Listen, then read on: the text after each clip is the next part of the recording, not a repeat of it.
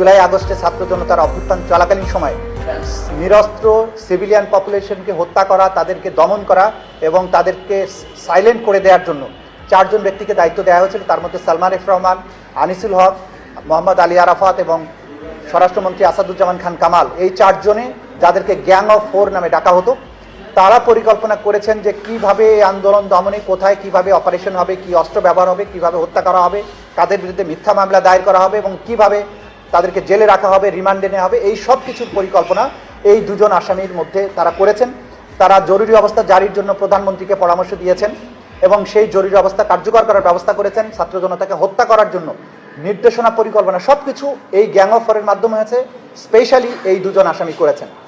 আমরা আজকে ট্রাইব্যুনালে আসামি সালমান এফ রহমান এবং আনিসুল হকের মধ্যে টেলিফোন কনভারসেশনের কিছু অংশ বাজিয়ে শুনিয়েছি, যেখানে আসামি সালমান এফ রহমান এবং আনিসুল হকের মধ্যে কথা হচ্ছিল যে আসামি সালমান এফ রহমান বলছিলেন যে আনিসুল হক সাহেব বলছিলেন যে 2টো পদ্ধতি আছে এই ছাত্র জনতার আন্দোলনকে দমন করার। একটা হচ্ছে কারফিউ দিয়ে তাদেরকে একদম শেষ করে দেয়া, দ্বিতীয়টা হচ্ছে আর্মিকে ইনভলভ করে একটা সেনাবাহিনীর মাধ্যমে সেনাবাহিনীকে বিতর্কিত করে সেনাবাহিনীকে ব্যবহার করে বা সামরিক শাসন জারি করে ছাত্র জনতার অভ্যুত্থানকে দমন করা। এই পরিকল্পনা তারা একইভাবে প্রধানমন্ত্রীকে দিয়েছেন। এই পরিকল্পনা অনুযায়ী 14 দলের বৈঠকে সেখানে কারফিউ জারির সিদ্ধান্ত হয়েছে এবং কারফিউ কার্যকর করার ব্যাপারে বিস্তারিত পরিকল্পনা তাদের কমান্ডে যে হয়েছে, তাদের নিজস্ব টেলিফোন কনভারসেশনের মাধ্যমে এটা প্রমাণিত হয়েছে। আমরা তাদের বিরুদ্ধে 5টি অভিযোগ গঠনের জন্য প্রেয়ার করেছি। আদালত সবকিছু দেখেছেন, শুনেছেন।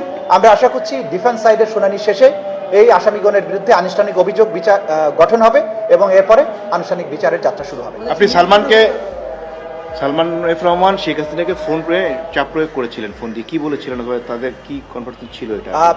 আমরা সবগুলো ম্যাটেরিয়ালস আপনাদের সামনে এই মুহূর্তে বলছি না। যেটা আমরা আজকে বাজিয়ে শুনেছি সেটা আমরা বলছি যে আনিসুল হক সাহেব সালমান এফ রহমানের সাথে আলোচনা করছিলেন যে কিভাবে বিক্ষোভ এবং আন্দোলনকে দমন করা যাবে।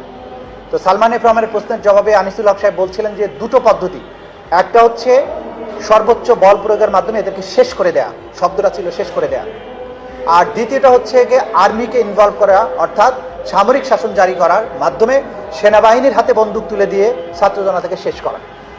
এর বাইরে তিনি পরামর্শ দিয়েছিলেন শেখ হাসিনাকে জরুরি অবস্থা এবং কারফিউ জারি করার জন্য এবং অন্যান্য মারণাস্ত্র ব্যবহার করে অল আউট যে এই ছাত্র জনতাকে হত্যা করা।